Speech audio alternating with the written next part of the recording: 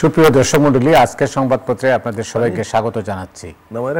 দর্শক মণ্ডলী, আমাদের সঙ্গে রয়েছেন মনির হায়দার, প্রধান উপদেষ্টার বিশেষ সহকারী, কাজ করছেন জাতীয় ঐক্যমত্য কমিশনে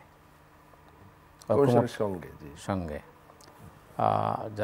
এই আজকে এছাড়া এটা ঐক্যমত্য কমিশনে কি করছেন না করছেন সেটা আমরা জানবো। এর আগে শিরোনামটা দেখে নেই।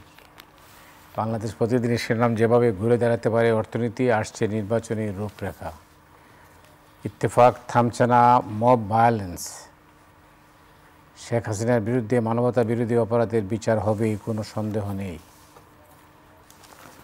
মানবজমিন বিদেশে থেকেও গণহত্যা মামলার আসামি। বাংলাদেশ চাইলে আইসিসিতে যেতে পারে। জুলাই গণহত্যা। জাতিসংঘ। সমকাল রাজনৈতিক দলের কোর্টে এখন সংস্কারের বল, চারপাশে মব সহিংসতা, গা ছাড়া ভাব পুলিশের। আমার দেশ দিল্লিতে কোথায় আছেন হাসিনা? যেখানেই থাকুক হাসিনার বিচার করা হবে, প্রধান উপদেষ্টা। কালবেলা ডজন খানেক কোম্পানি ভেজাল কীটনাশকের বাজার নিয়ন্ত্রণে, প্রকৌশলী স্বামী সরকারি দপ্তরের ঠিকাদার স্ত্রী। দেশ রূপান্তর, র্যাব ডিবির 17 কর্মকর্তার বিদেশ যাত্রায় নিষেধাজ্ঞা, মানবতা বিরোধী অপরাধে হাসিনার বিচার হবে। কালের কণ্ঠ, ঈদের পর মাঠে নামছে 3 দল, সম্পদ বেঁচে দিচ্ছে ওসমান পরিবার। দিনকাল, মানবতা বিরোধী অপরাধের দায়ে হাসিনার বিচার হবেই, ডক্টর ইউনূস। অবনতিশীল আইনশৃঙ্খলা পরিস্থিতি, চারদিকে মব জাস্টিস। খবরের কাগজ। গুম তদন্ত, মানবাধিকার লঙ্ঘনের অভিযোগ জাতিসংঘে উপস্থাপন। নির্বাচনের দিনক্ষণ নিয়ে আবারও বিতর্ক। সময়ের আলো, সরকারকেই শক্ত হতে বলেছে দলগুলো। জাতিসংঘের প্রতিবেদন জেনেভায় উপস্থাপন। করতোয়া তল্লাশির নামে লুট ভাঙচুর, রাষ্ট্রীয় মদদে জুলাইয়ের হত্যাকাণ্ড। দ্য বিজনেস স্ট্যান্ডার্ড ডেভেলপমেন্ট টেক্স backseat as running government sets gets even costlier in fiscal year 2026.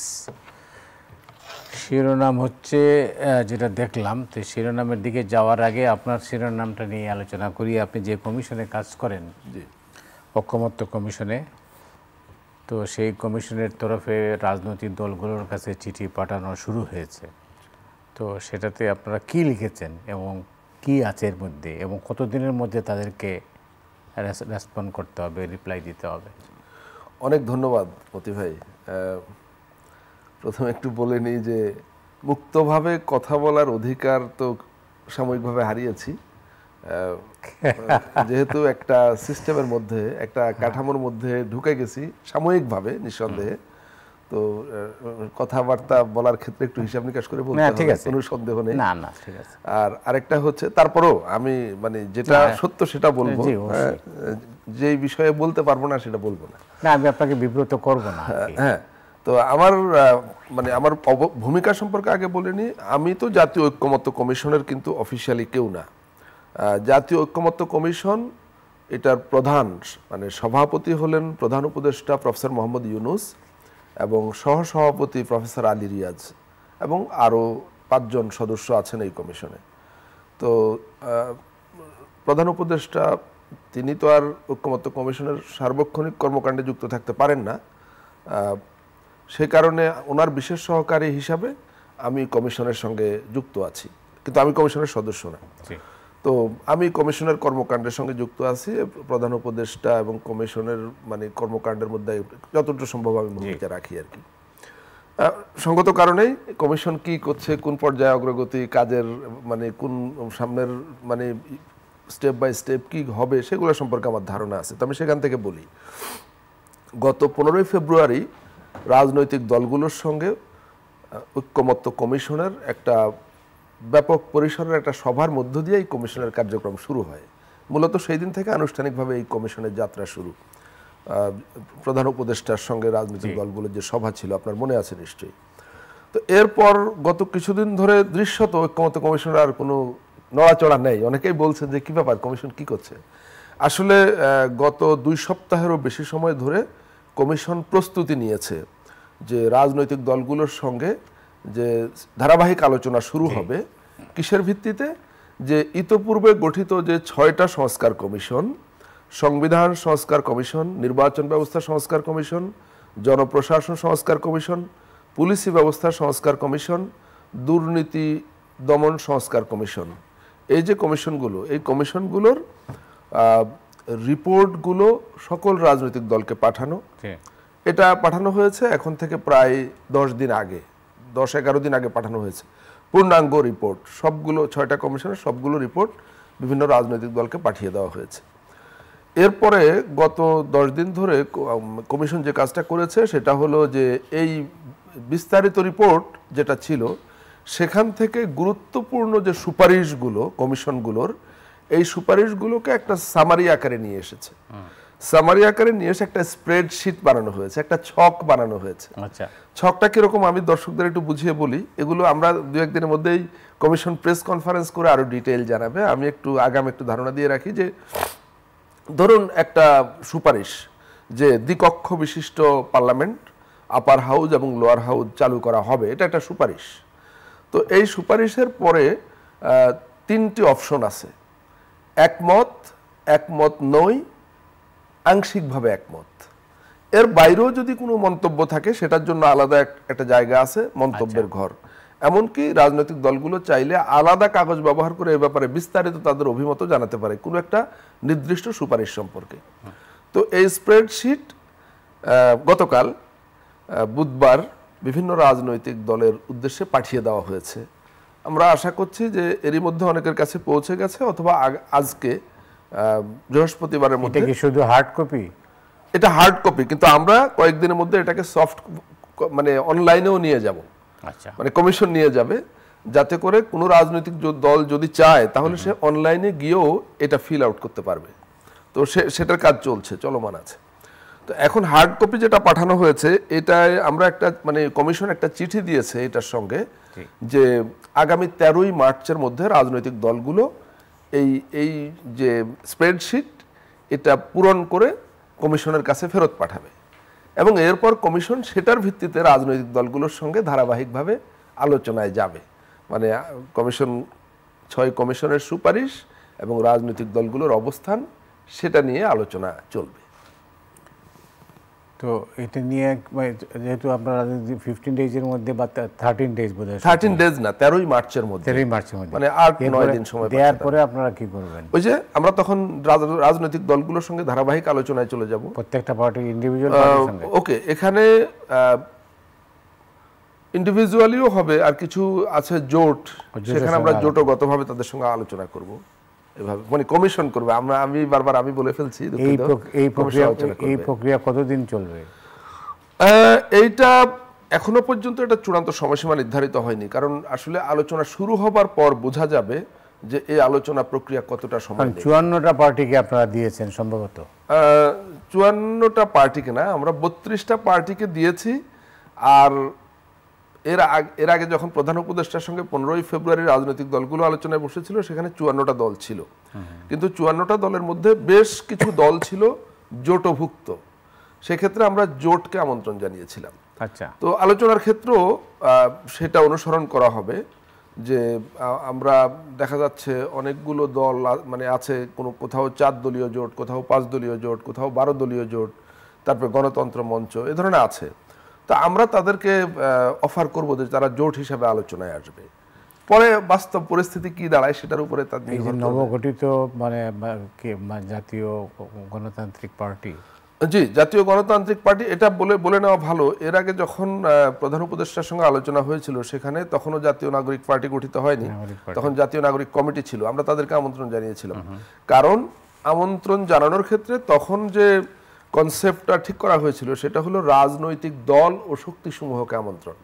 তো কমিশন সেই ক্ষেত্রে জাতীয় নাগরিক কমিটিকে একটা রাজনৈতিক শক্তি হিসাবে বিবেচনা করেছিল, তাদেরকে আমন্ত্রণ জানানো হয়েছিল। এখন তো তারা একটা পরিপূর্ণ রাজনৈতিক দল, সুতরাং তারা তো আমন্ত্রণ পাচ্ছেই, মানে রিপোর্ট তাদের কাছে পাঠানো হয়েছে, এতে কোনো সন্দেহ নেই। অনেক ধন্যবাদ। দেখি আমরা অপেক্ষা করে থাকি কি অবস্থা, কি রকম। জি, নিশ্চয়ই। এটা কোনো গোপনীয়তা নাই, এটা যে কোনো সাংবাদিক, যে কোনো সংবাদ মাধ্যম, যে কোনো নাগরিক, একাধিক কাগজে যে রিপোর্টটা আছে যে নির্বাচনের তারিখ নিয়ে বা ওই সময়টা নিয়ে একটা বিতর্ক হচ্ছে, এটা কতটুকু সত্য?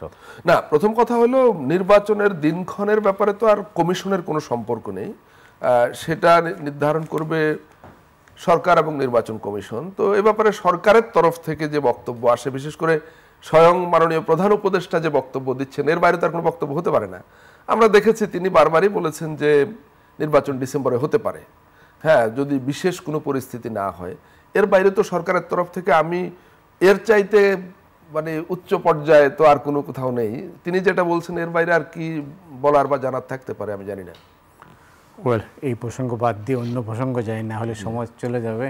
সেটা হচ্ছে যে আপনি জানেন যে ল অ্যান্ড অর্ডার সিচুয়েশন নির্বাচনের জন্য অপরিহার্য অঙ্গ। এই পরিস্থিতিতে এখন এই কদিন যাবত এক সপ্তাহ আগেও ছিল, এই গত এক সপ্তাহে মব জাস্টিস এমনভাবে কি করেছে, মানুষ কিন্তু এখন জনমনে ব্যাপক প্রতিক্রিয়া। তো এই ব্যাপারে সরকার বা মানে আপনারা কি করছেন? আপনারা তো একটা নির্বাচনের জন্য কাজ করছেন। না, আমরা নির্বাচনের জন্য কাজ করছি না। মানে আমার যে ঐক্যমত্য কমিশন, তারা সংস্কার এবং রাজনৈতিক দলগুলোর মধ্যে একটা বোঝাপড়া এবং ঐক্যমত্য গঠন নিয়ে কাজ করছে। ডেফিনেটলি এটার সঙ্গে নির্বাচনের সম্পর্ক আছে, এটা এড়িয়ে যাওয়ার কোনো সুযোগ নেই। যে একটা ঐক্যমত্য গঠন, সংস্কারের ব্যাপারে একটা সন্তোষজনক অগ্রগতি, এগুলা তো ব্যাপার আছে। কিন্তু নির্বাচনের ব্যাপারে আমি বলবো যে সরকারের অবস্থান খুব পরিষ্কার। মানে যেখানে স্বয়ং প্রধান উপদেষ্টা একাধিকবার বলেছেন যে নির্বাচন ডিসেম্বরে হতে পারে, এবং সর্বশেষ তিনি এটাই বলেছেন, ডিসেম্বরের কথাই বলেছেন। সুতরাং এটা নিয়ে খুব বেশি কনফিউশন থাকার সুযোগ আছে বলে আমি মনে করি না। আইন শৃঙ্খলার ব্যাপারটা মতি ভাই, এটাও প্রধান উপদেষ্টায় রিসেন্টলি একাধিক সাক্ষাৎকারে বলেছেন। আগস্ট মাসে যখন ফ্যাসিস্ট সরকার পালিয়ে যায় দেশ ছেড়ে, তখন এটা সকলের জানা যে দেশের সকল প্রতিষ্ঠান ধ্বংস করে দিয়ে গেছে। বাংলাদেশের ইতিহাসে কেন, পৃথিবীর ইতিহাসে বিরল ঘটনা, এটা একদম নিশ্চিতভাবে আমরা সবাই বলতে পারি যে পৃথিবীর ইতিহাসে বিরল ঘটনা যে একটা সরকার পালিয়ে যাওয়ার সঙ্গে সঙ্গে দেশের টোটাল পুলিশি ব্যবস্থা কলাপস করেছিল। দেশের সকল থানার পুলিশেরাও পালিয়ে গিয়েছিল, কোথাও একটি থানাও সচল ছিল না। এটা তো মানে আমি বানিয়ে বলছি না, এটাই সত্য। তো এইরকম একটা শূন্য থেকে এমন জনবহুল একটা দেশে শূন্য থেকে আবার পুলিশি ব্যবস্থাটাকে দাঁড় করানো, পুনরায় সচলকরণ, এই কাজটা তো সহজ ছিল না। আমাদের মনে আছে যে সেই সময় বিভিন্ন এলাকায় কিছু ডাকাতি, ছিনতাই, এ ধরনের ঘটনা ঘটেছিল, বেশ যথেষ্ট পরিমাণে এই সংখ্যায় ঘটেছিল।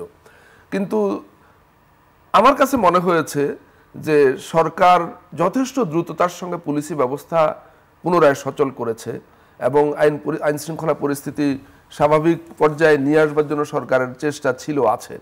কিন্তু নানা রকম সীমাবদ্ধতা তো আছেই। মানে মূল কথা হলো, যেখানে এই বাহিনীকে মানে পুলিশ ব্যবস্থা বা পুলিশ বাহিনীকে যেভাবে একেবারে চূড়ান্তভাবে ধ্বংস করে দেওয়া হয়েছিল, সেখানে রাতারাতি ম্যাজিকের মতো সব কিছু ঠিক হয়ে যাবে, এটা আমি আমি এই সরকারি দায়িত্বে না থাকলেও এটা আমি কখনো আশা করি না বা করবো না।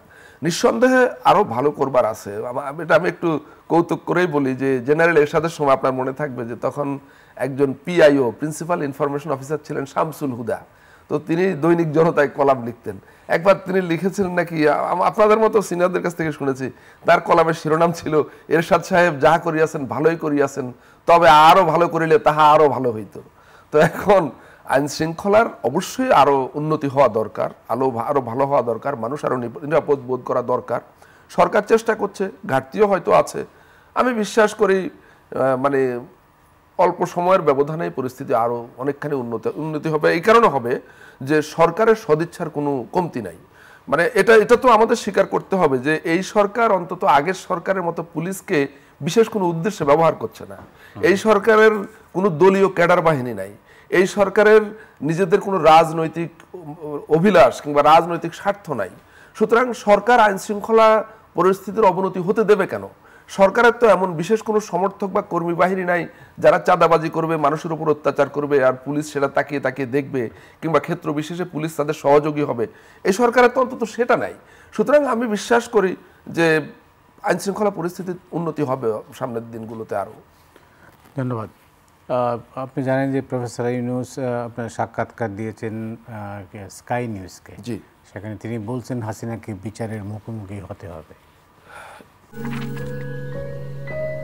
প্রতিদিন এমন ছোট ছোট মুহূর্তগুলো তৈরি করে জীবনের গল্প। Hatil, live and relive.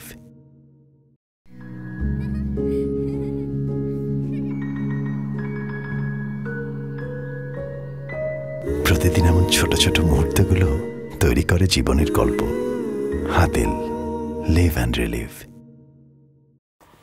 Moti ভাই, উনি যেখানেই থাকুক না কেন বলেছেন, মানে এটা নিয়ে কি কোনো সন্দেহের অবকাশ আছে? একজন মানুষ বাংলাদেশের জবরদখল করে হোক, যেভাবেই হোক, এই দেশের প্রধান নির্বাহী ছিল সেই সময়, এবং তার নেতৃত্বে যেই দলটা তখন রাষ্ট্র ক্ষমতা জবরদখল করেছিল সেই দলেরও তিনি প্রধান ছিলেন। তিনি ব্যক্তি হিসাবে, তিনি সরকার প্রধান হিসাবে, তিনি দলীয় প্রধান হিসাবে গণহত্যা সংগঠিত করেছেন। 4 সপ্তাহের মধ্যে তিনি প্রায় 2000 মানুষকে হত্যায় নেতৃত্ব দিয়েছেন। এরকম একটা কুখ্যাত গণহত্যার প্রধান হোতা বিচারের মুখোমুখি হবেন, এটা নিয়ে কি আমাদের কারো কোনো সন্দেহ থাকার সুযোগ আছে কিনা আমি জানি না। যেহেতু তিনি বিদেশে আছেন সেই কারণে অনেক না, সন্দেহ। বিদেশে পলাতক একদম মানে কোনো হদিস নাই, এ ধরনের লোকেরও তো বিচার হয়, পলাতক লোকদের বিচার হয় না? তো বিচার হবে, মানে বিচার, তাকে বিচারের রায় কার্যকর করা যাবে কিনা, কার্যকর করবার জন্য রাষ্ট্র বা সরকার কি ব্যবস্থা নেবে সেটা আরেক আলোচনা, কিন্তু বিচার প্রক্রিয়া তো থেমে থাকবে না। আপনি জানেন বিষয়টা কিন্তু জাতিসংঘের তরফে জেনেভায় যে সংবাদ সম্মেলনে যেটা করা হয়েছে সেটা হচ্ছে যে গুম এবং তদন্ত, মানবাধিকার লঙ্ঘনের যেসব অভিযোগ ছিল সেটা কিন্তু আন্তর্জাতিক মানে পর্যায়ে, মানে জাতিসংঘ বা জেনেভায় এটা প্রকাশ করা হয়েছে, এবং ইচ্ছা করলে বাংলাদেশ আন্তর্জাতিক অপরাধ। জি, এটা জাতিসংঘের মানবাধিকার হাই কমিশনার যিনি ভলকার টুর্ক, তিনি বলেছেন যে বাংলাদেশ চাইলে আইসিসিতে যেতে পারে। সেটা আছে, কিন্তু আমাদের নিজেদেরই তো যেহেতু ট্রাইব্যুনাল আছে এবং সেই ট্রাইব্যুনালকে যথেষ্ট সক্ষম করে তোলার আয়োজন বা প্রস্তুতি নেওয়া হয়েছে, সুতরাং যদি আইসিসিতে মানুষ কখন যায়, যখন অভ্যন্তরীণ বিচার ব্যবস্থায় কোনো একটা বড় অপরাধের বিচার করা সম্ভব না হয়, হ্যাঁ, এই ধরনের আন্তর্জাতিক অপরাধ হিসাবে বিবেচিত অপরাধগুলো, তখন আইসিসিতে যেতে হয় বা যাওয়ার দরকার প্রয়োজন পড়ে। তো বাংলাদেশের ক্ষেত্রে আমি ব্যক্তিগতভাবে মনে করি সেটা দরকার নাই। হ্যাঁ, তারা একটা অপশন দিয়ে রেখেছে যে বাংলাদেশ প্রয়োজন বোধ করলে সেখানে যেতে পারে, কিন্তু বাংলাদেশ নিজেই তো এই বিচার করতে সক্ষম এবং সেই প্রক্রিয়া চলমান আছে, এর মধ্যে অনেক দূর অগ্রগতি হয়েছে।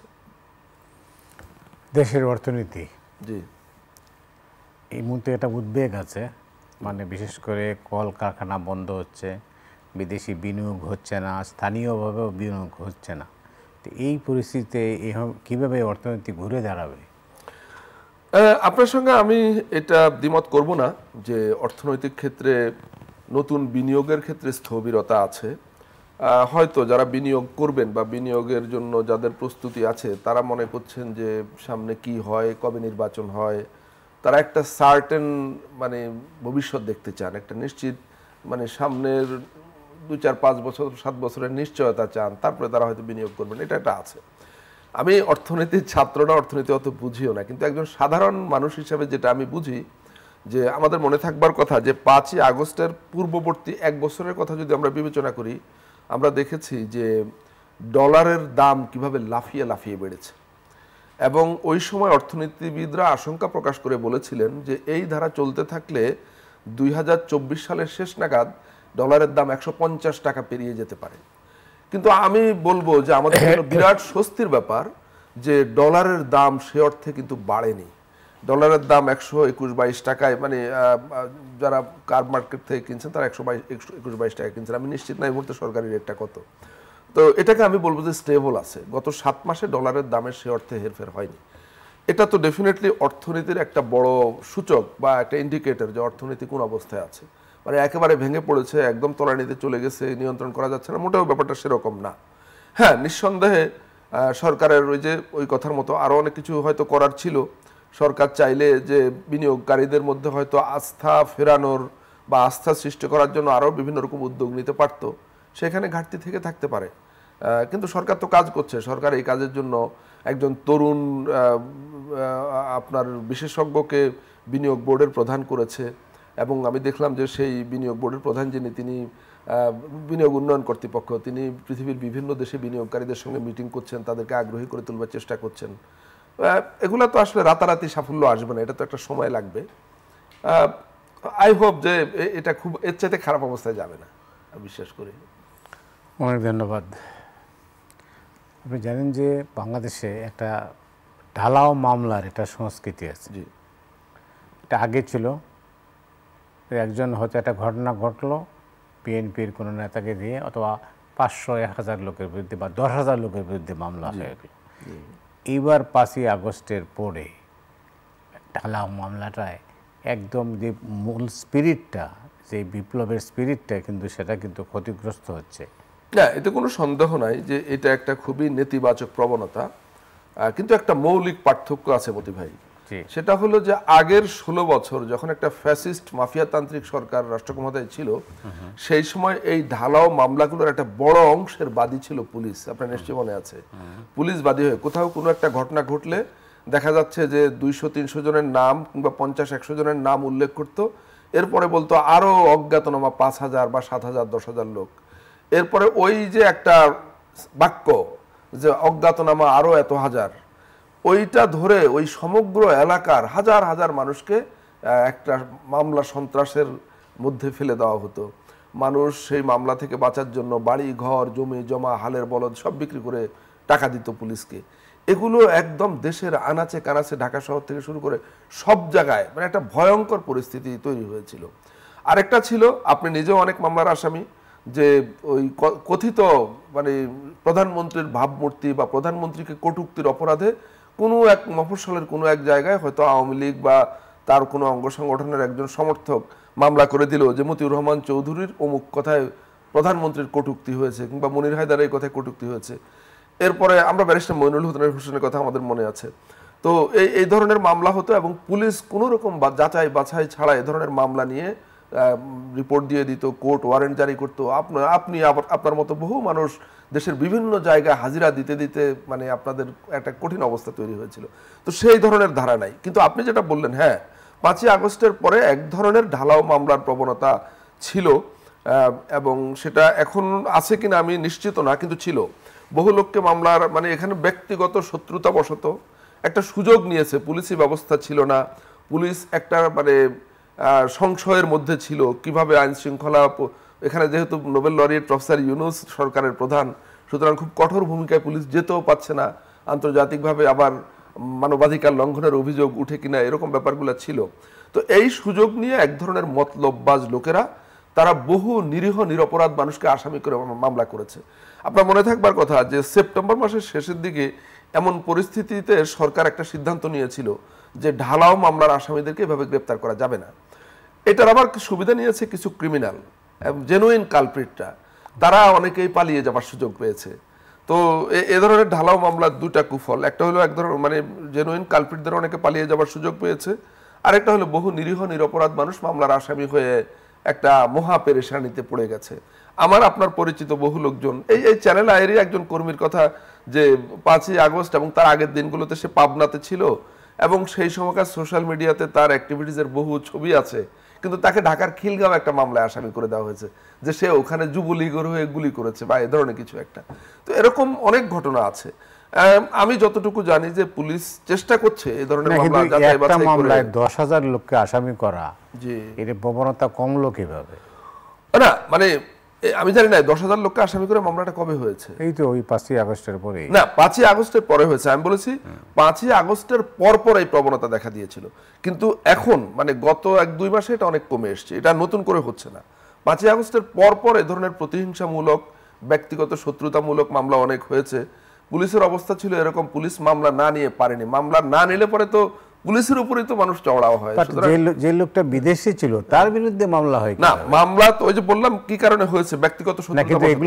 কিন্তু পুলিশের উচিত হবে, এবং আমি যতটুকু জানি পুলিশকে নির্দেশ দেওয়া হয়েছে এগুলো যাচাই বাছাই করে নিরীহ নিরপরাধ লোকদেরকে যাতে বাদ দেওয়া হয়, পুলিশি রিপোর্টে তাদের বাদ দেওয়া হয়, এবং কঠোরভাবে নির্দেশ দেওয়া হয়েছে। আমি বিশ্বাস করি পুলিশ সে অনুযায়ী কাজ করবে। এরপরে কোথাও যদি এর ব্যতিক্রম হয়, অন্যথা হয়, সেগুলো জানানোর ব্যবস্থা আছে। আমি যতটুকু জানি সরকারের বিভিন্ন পর্যায়ে এ ধরনের সাফারিংসের তথ্য দেওয়া হলে সেগুলোকে অ্যাড্রেস করা হচ্ছে।